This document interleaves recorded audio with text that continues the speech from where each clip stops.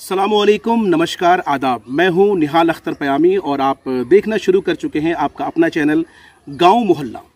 दोस्तों, ये वीडियो बहुत ही ज़्यादा महत्वपूर्ण होने वाला है, बहुत ही ज़्यादा ख़ास होने वाला है।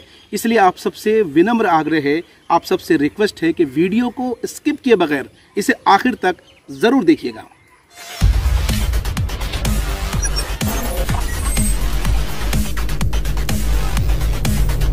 जैसा कि आप सबको मालूम है, बिहार में विधानसभा चुनाव अपने मुकर्ररा वक्त पर होना है और इसको लेकर सुगबुगाहट शुरू हो गई है। आपको बता दें कि आज मजलिस-ए-इत्तेहादुल मुस्लिमीन की जानिब से एक प्रेस कॉन्फ्रेंस किया गया और इस प्रेस कॉन्फ्रेंस में 32 सीटों की घोषणा की गई जहां से एमआईएम के उम्मीदवार उतारे जाएंगे। हालांकि इस प्रेस कॉन्फ्रेंस के दौरान हर बार की तरह इस बार भी अख्तरुल ईमान ने, जो पार्टी के स्टेट प्रेसिडेंट हैं, उन्होंने सबसे पहले नीतीश कुमार पर ज़बरदस्त प्रहार किया। उसके बाद केंद्र की सरकार पर भी उन्होंने निशाना साधा। लेकिन सच्ची बात यह है कि उनके इस प्रेस कॉन्फ्रेंस के बाद किशनगंज ही नहीं बल्कि पूरे बिहार में सियासत शुरू हो गई है। जी हाँ, बिल्कुल आपने सही सुना, सियासत गरमानी शुरू हो गई है। ऐसा क्यों हुआ है, ये जानने के लिए आपको हमारे इस वीडियो को आखिर तक देखना लाजमी है और आपको मेरी बातें समझनी भी लाजमी है। दरअसल एमआईएम के बारे में अक्सर ये कहा जाता है कि ये पार्टी कहीं न कहीं बीजेपी को फ़ायदा पहुंचाने का काम करती है, नरेंद्र मोदी को सीधे तौर पर फ़ायदा पहुंचाने का काम करती है। एक पत्रकार होने के तौर पर मैं इस बात पर बिल्कुल भी एतमाद नहीं करता। क्यों? क्योंकि भारत का जो संविधान है तमाम तर लोगों को, तमाम तर पार्टियों को चुनाव लड़ने का अधिकार देता है। उस हिसाब से मजलिस-ए-इत्तेहादुल मुस्लिमीन का भी पूरा हक बनता है कि वो किसी भी क्षेत्र से, किसी भी विधानसभा से अपने उम्मीदवार खड़े कर सकती हैं। लेकिन जब लगातार सियासी चहमी गोइयाँ होनी शुरू हुई तो हमने खंगालना शुरू किया कि साहब वो 32 कौन सी सीट्स हैं जहां से एमआईएम के उम्मीदवार उतारने उनकी घोषणा की गई है कि साहब इन सीट से जो है हमारे उम्मीदवार होंगे। आपके सामने हमने बड़ी मेहनत से जो है साहब वो लिस्ट लेकर के आया हूं। मैं विनम्र आग्रह करता हूं, फिर से रिक्वेस्ट करता हूं कि वीडियो को स्किप किए बगैर आप ये ज़रूर जानिए कि वो 32 सीटें कौन कौन सी हैं और उन 32 सीटों पर अभी हाल में किस पार्टी के एमएलए मौजूद हैं और अगर वाकई में एमआईएम इन 32 सीटों पर अपने उम्मीदवार उतारती है तो किसको ज़्यादा नुकसान उठाना पड़ सकता है। जी हाँ, तो आइए शुरुआत करते हैं। सबसे पहले उन्होंने जिक्र किया है बलरामपुर सीट का। तो मैं आपको बता दूं कि बलरामपुर सीट से महबूब आलम साहब वहाँ के अभी मौजूदा एमएलए हैं जो सीपीआई एमएल के आते हैं। उसी तरह से बरारी है, बरारी से नीरज कुमार जी आते हैं जो आरजेडी से हैं। कदवा के विधायक हैं शकील अहमद खान साहब जो कांग्रेस के हैं। अमोर से अब्दुल जलील मस्तान साहब, आप सब वाकिफ़ हैं, वो कांग्रेस से हैं। फिर उसी तरह से हम बैसी की अगर बात करें तो बैसी से अब्दुल सुभान साहब हैं जो आरजेडी से आते हैं। ठीक उसी तरह से जोकीहाट से शाहनवाज साहब आते हैं, वो भी आरजेडी के उम्मीदवार हैं। दोस्तों, मैं रिक्वेस्ट करना चाहूँगा कि जिन नामों का मैं जिक्र कर रहा हूँ, प्लीज़ इन नामों पर आप पूरी तरह से कंसल्टेशन कीजिएगा और ये समझने की कोशिश कीजिएगा कि मौजूदा एमएलए कौन है और वो किस पार्टी से ताल्लुक़ रखते हैं। ठीक है, तो हम जिक्र कर रहे थे जोकीहाट से शाहनवाज साहब जो है वो आरजेडी के मौजूदा विधायक हैं। हालांकि यहाँ पर बाई इलेक्शन हुआ था और शाहनवाज साहब जीते थे। फिर उसी तरह से एक जगह है क्योटी जहाँ से फराज फातमी साहब एमएलए हैं, ये आरजेडी के एमएलए हैं। उसी तरह से आगे चले, समस्तीपुर से अख्तरुल इस्लाम शाहीन साहब हैं, ये भी आरजेडी के उम्मीदवार हैं।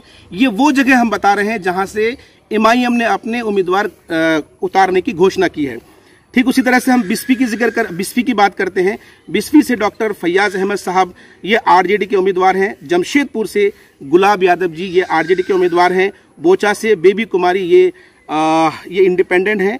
उसके बाद साहिबगंज से राम विचार रॉय जी, ये आरजेडी के उम्मीदवार हैं। महुआ से तेज प्रताप यादव जी, लालू जी के बेटे, वो आरजेडी से आते हैं। उसी तरह से बेतिया से मदन मोहन तिवारी जी, ये कांग्रेस से आते हैं। रामनगर से भागीरथी देवी जो बीजेपी से आती हैं। ढाका से फैसल रहमान साहब जो आरजेडी से आते हैं। नरकटियागंज से विनय वर्मा जी आते हैं, ये कांग्रेस से आते हैं। परिहार से गायत्री देवी जी आती हैं जो बीजेपी से आती हैं। उसी तरह से बाजपट्टी से डॉक्टर रंजू गीता जी आती हैं, ये जेडीयू से आती हैं। रघुनाथपुर से हरिशंकर यादव जी, ये आरजेडी से आते हैं। उसके बाद दरौंदा से करमजीत सिंह जी हैं, ये इंडिपेंडेंट हैं। उसी तरह से बरौली से नियामतुल्लाह साहब हैं जो आरजेडी के विधायक हैं, मौजूदा विधायक है। ठीक, आगे हम जिक्र करते हैं साहेबपुर कमाल से, यहाँ से नारायण यादव जी हैं जो आरजेडी से आते हैं। उसी तरह से कहलगांव, यहाँ से उसी तरह से कहलगांव से सदानंद सिंह जी आते हैं जो कांग्रेस के एमएलए हैं। उसी तरह से आगे हम जिक्र करते हैं सिमरी बख्तियारपुर, यहाँ से जफर आलम साहब हैं, ये आरजेडी के मौजूदा विधायक हैं। फिर आगे चलते हैं शाहपुर से रानुल तिवारी जी हैं, ये आरजेडी से आती हैं। उसी तरह से मखदूमपुर सूबेदार दास जी हैं, ये आरजेडी से आते हैं। और इमामगंज से जीतन राम मांझी जी, बिहार के एक्स सीएम, ये अपनी पार्टी से आते हैं, हम पार्टी से आते हैं। आगे बढ़ते हैं वजीरगंज से आते हैं अवधेश जी, ये कांग्रेस से आते हैं। उसी तरह से औरंगाबाद से आनंद सिंह शंकर जी, ये भी कांग्रेस से आते हैं। और आखिर में चैनपुर, यहाँ से ब्रिजेश किशोर नंद जी जो बीजेपी से आते हैं। मुझे उम्मीद है कि आपने इन तमाम नामों को काफ़ी ध्यान से सुना होगा और आप समझ गए होंगे कि एमआईएम ने अपने उम्मीदवार उतारने की जो घोषणा की है, ये किसके खिलाफ अपने उम्मीदवार उतार रही है। बिल्कुल आपने ठीक सुना। एक तरफ अख्तरुल ईमान साहब अपनी तकरीर में बीजेपी और जेडीयू पर ज़बरदस्त प्रहार करते हैं, लेकिन उम्मीदवारों के उतारने की जहां बात आती है तो ये जो 32 सीटें हैं, इन 32 सीटों में मात्र 3 सीटें ऐसी है जहां पे बीजेपी के उम्मीदवार हैं, जहां से एमआईएम ने अपने उम्मीदवार उतारने की बात कही है। और एक जगह है जहां से जेडीयू के मौजूदा विधायक हैं, यानी 3 और 1 4।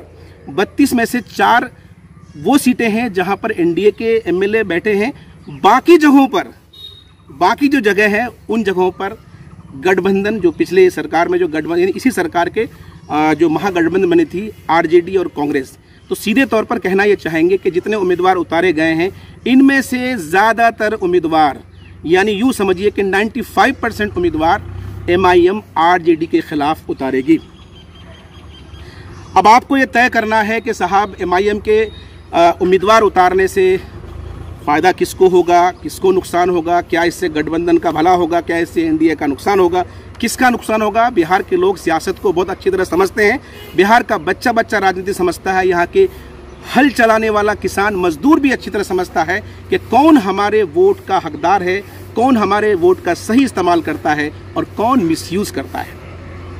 अस्सलाम वालेकुम।